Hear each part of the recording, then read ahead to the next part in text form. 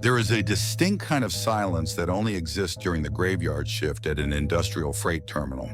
I work as an inventory dispatcher for a family-founded freight terminal on the outskirts of town, operating out of a sprawling corrugated metal warehouse since the late 80s.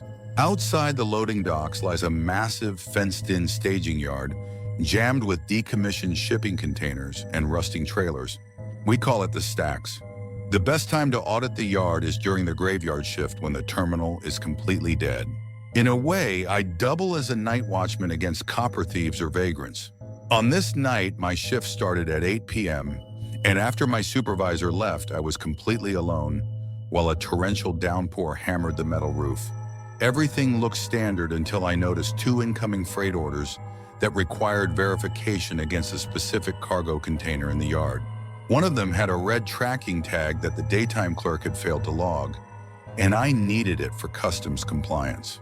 I sighed, grabbed a high-lumen spotlight, and threw on a thick rain parka, knowing I had to hunt through the pitch-black outdoor lot in the pouring rain.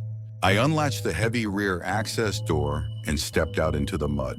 The storm was coming down in thick, blinding horizontal sheets as I trudged toward the center of the yard, sweeping my spotlight across the dark silhouettes of shipping containers wedged near the far fence.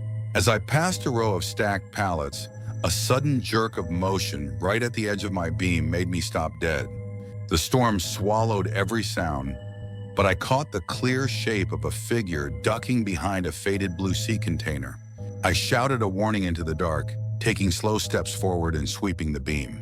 The space was totally empty. Whoever it was seemed to have vanished into the perimeter tree line. Relieved, I quickly located the container, copied the tracking numbers off the rusted latch, and jogged back inside the warm warehouse to finish my paperwork.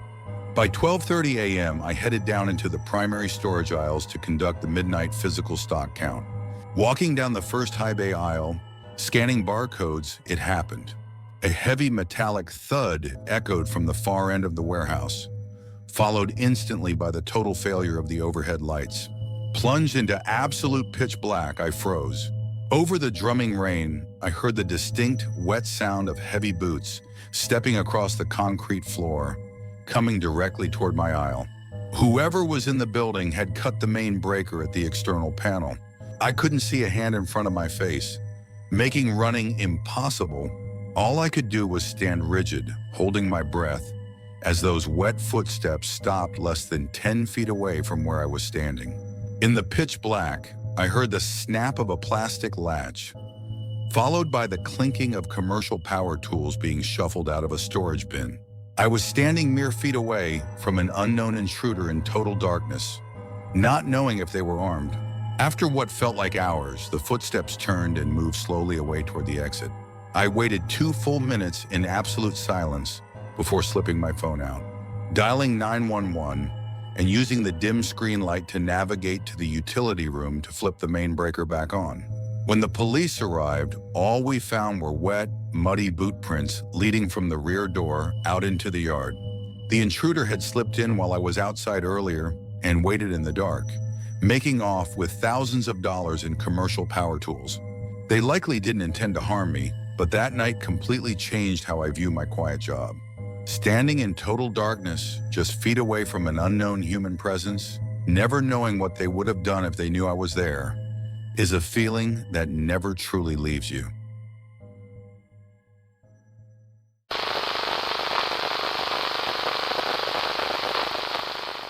There is a distinct kind of dread that settles in when you realize someone out there is watching your neighborhood in the middle of a storm.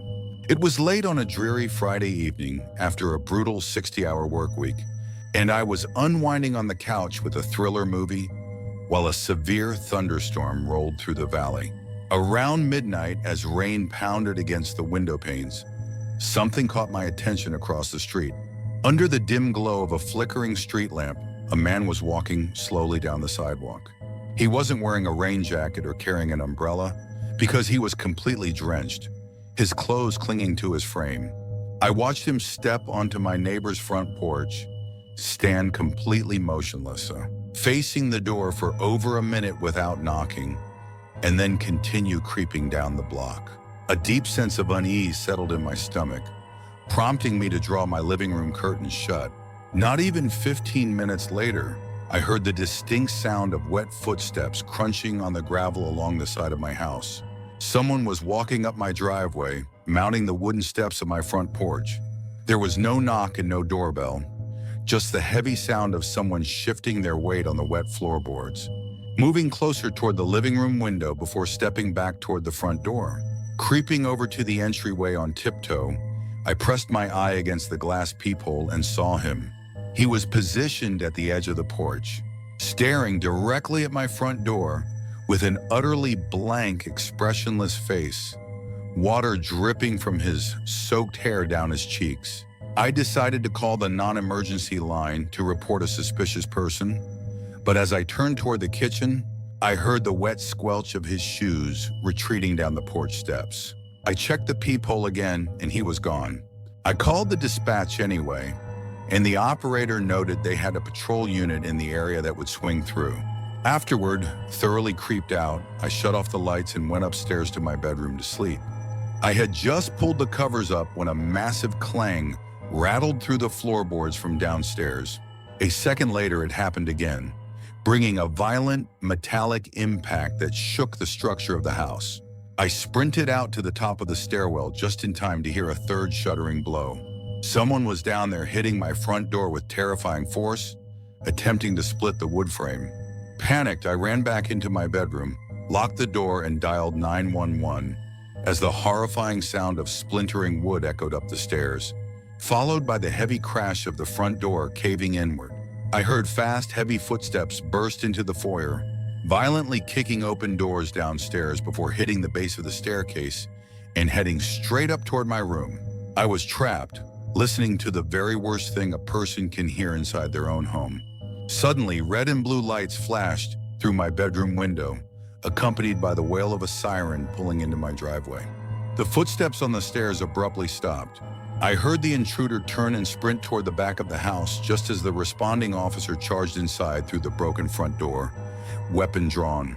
The officer caught the intruder attempting to force open a jammed sliding glass door at the rear of the home, tackling him to the floor and cuffing him right in my kitchen. When the police brought me downstairs to identify the scene, I saw the man up close for the first time. He was completely silent, staring right through me with wide, unblinking eyes, holding a 3-pound framing hatchet. When the police searched his rain-soaked coat, they found 3 heavy-duty plastic zip ties and a roll of duct tape stuffed into his pockets. I still don't know why he picked my house out of every home on that street, but I do know one thing: if I hadn't made that initial call to report him walking on the porches, that officer wouldn't have been 2 streets over when he started swinging that hatchet, and I wouldn't be here to tell the story.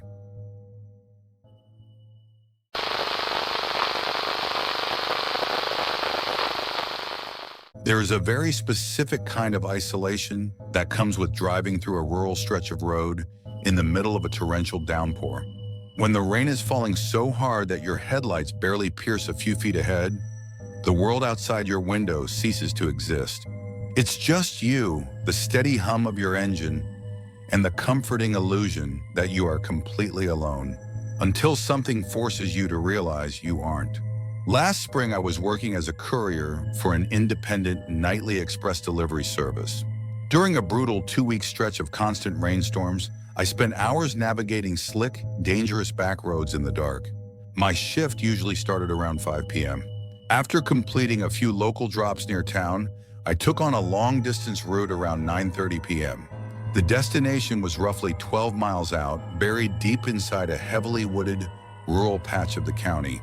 The houses out there were entirely isolated, set back hundreds of feet from the road, surrounded by dense pine forests with zero street lighting. I was driving my small hatchback down Mill Creek Road, a dark, narrow 2-lane strip bordered by thick, suffocating trees. The storm was coming down in sheets, wiping out visibility entirely. Looking in my rearview mirror, I noticed there was only one other vehicle on the road, a pickup truck following me at a normal distance, about 50 yards back. For a while, the steady drone of the rain was the only sound. Then 3 miles into the forest stretch, everything changed.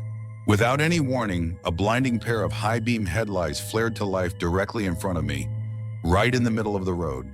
A dark sedan had swerved sharply across the center line and slammed its brakes on, coming to a dead stop, sideways across both lanes, completely blocking the roadway. My heart shot straight into my throat.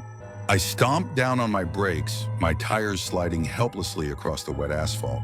I stopped just feet from the sedan's passenger door. Instantly, I checked my rearview mirror. The pickup truck behind me had slammed on its brakes too, stopping so close to my rear bumper that I thought for a split second he was going to plow right into me. I sat there gripping the steering wheel, staring through my blurred windshield. The dark sedan in front of me sat broadside across the road, its high beams burning on bright, completely blinding me. It was impossible to see a single thing inside the cabin. My initial panic thought was that the driver had hydroplaned or suffered some kind of medical emergency. That rationalization shattered the exact moment I realized the truth. They had deliberately kept their headlights off in the pitch black until I was right on top of them, waiting to swerve out and cut me off. Behind me, the driver of the pickup truck began furiously leaning on his horn, the blares echoing aggressively through the rainy woods. I was completely trapped. The truck was parked inches from my rear bumper, making it impossible to reverse, while the sideways sedan blocked every inch of the road ahead.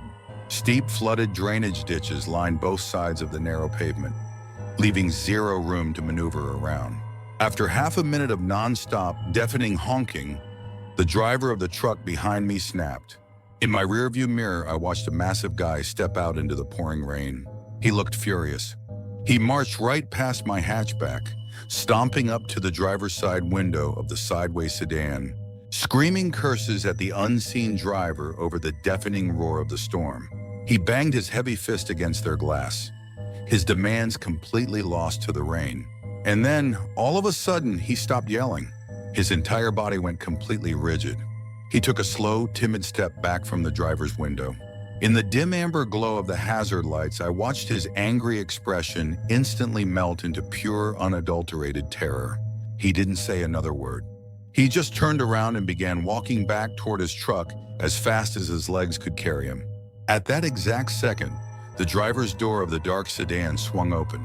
A tall man wearing a dark, oversized hooded rain slicker pulled low over his face stepped out into the pouring rain. Panic seized me with a physical force. I had nowhere to go. My only other escape option was abandoning my car and running blind into the pitch-black woods, which felt like a death sentence. I watched in horror through my side mirror as the hooded man moved with unsettling, unnatural speed, closing the gap behind my car toward the truck driver, who was now frantically trying to rip his door open. Just as the hooded man reached the truck, the driver floored it in reverse. His tires shrieked against the wet pavement, throwing up a shower of sparks as the truck fishtailed wildly backward down the dark road. Losing control on the slick asphalt, the truck slid off the shoulder, smashing violently backward into a thick cluster of pine trees about 50 yards down the road with a sickening crunch of metal. The hooded man paused. He turned his head slowly, looking directly at my driver's side mirror, locking eyes with me through the rain-streaked glass. I didn't hesitate. I shoved my shifter into reverse, slammed my foot on the gas, and backed up at full speed past the hooded man. I whipped my steering wheel around, executing a desperate three-point turn, slammed the car into drive, and accelerated for my life down the road, leaving the nightmare behind me. The second my phone picked up a signal, I dialed 911, reporting the ambush, the crash, and the armed blockade. A state trooper arrived at the scene 15 minutes later. When he called me back to follow up on the investigation, his report chilled me to the bone. He found the pickup truck smashed against the tree line, its driver's door wide open. The sideways sedan was completely gone. Neither the angry truck driver nor the hooded man were ever found. To this day, no trace of them has ever turned up. I still don't know what that group was setting up out there on that dark stretch of road, or what was waiting in the shadows behind that abandoned car. But I know one thing with absolute certainty. If that truck driver hadn't stepped out of his vehicle to confront them first, I would have been the one trapped on that road alone.